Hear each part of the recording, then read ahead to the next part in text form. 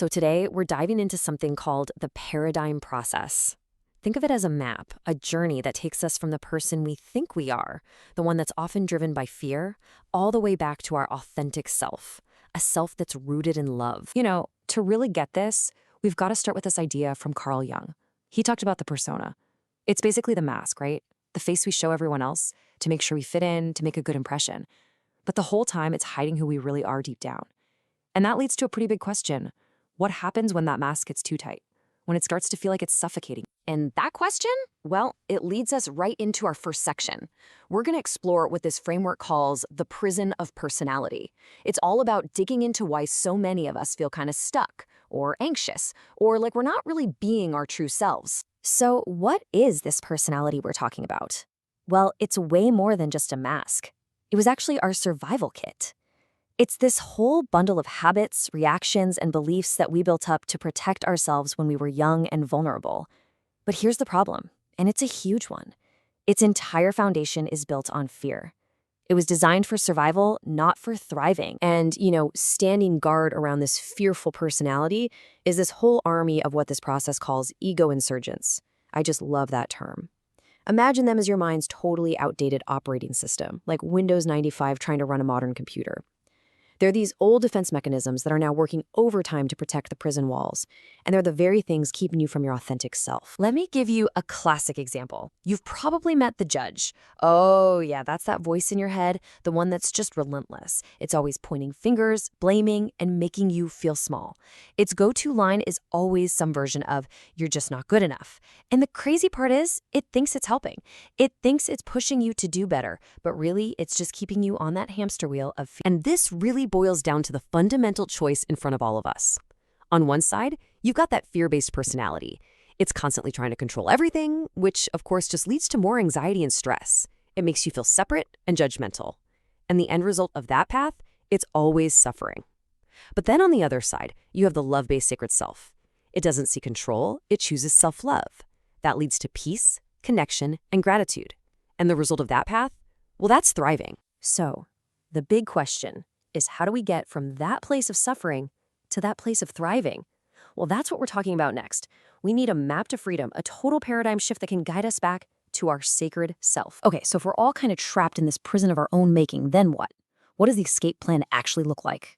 How do you even start to navigate your own inner world to find a way out? Well, this framework gives us a fantastic metaphor for it, the skyscraper of consciousness. It's a map of our inner world, all based on our emotional energy.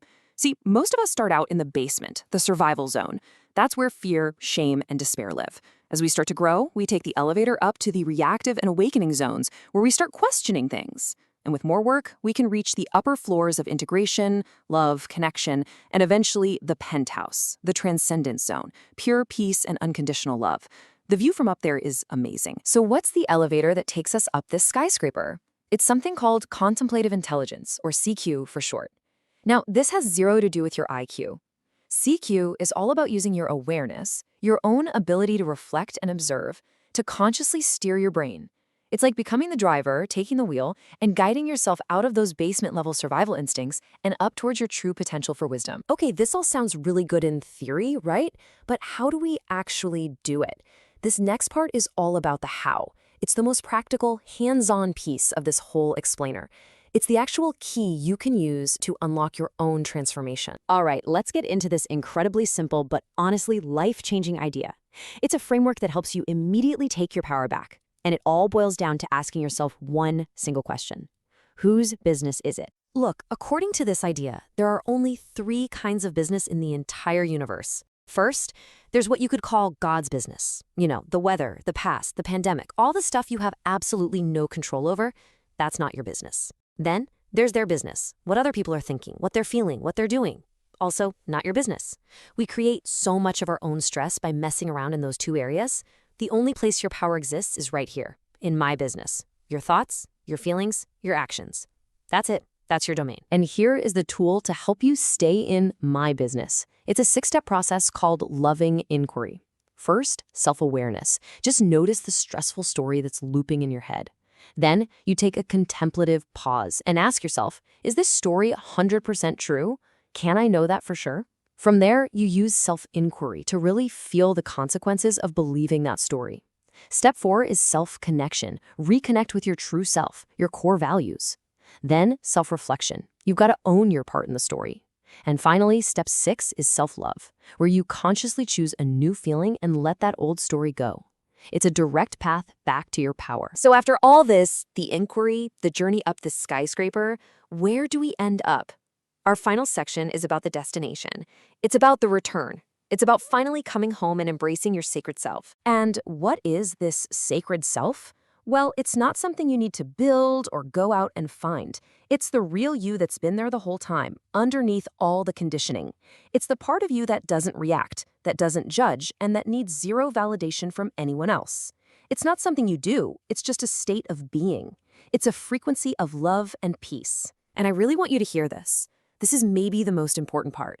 No matter how many masks you've put on, no matter how thick that prison of personality has become, 100% of your true self is still there. It's intact. Nothing was ever lost. It was just covered up for a while. The poet Rumi captured this destination perfectly.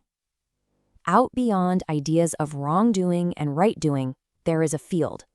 I'll meet you there. That field, that is the sacred self.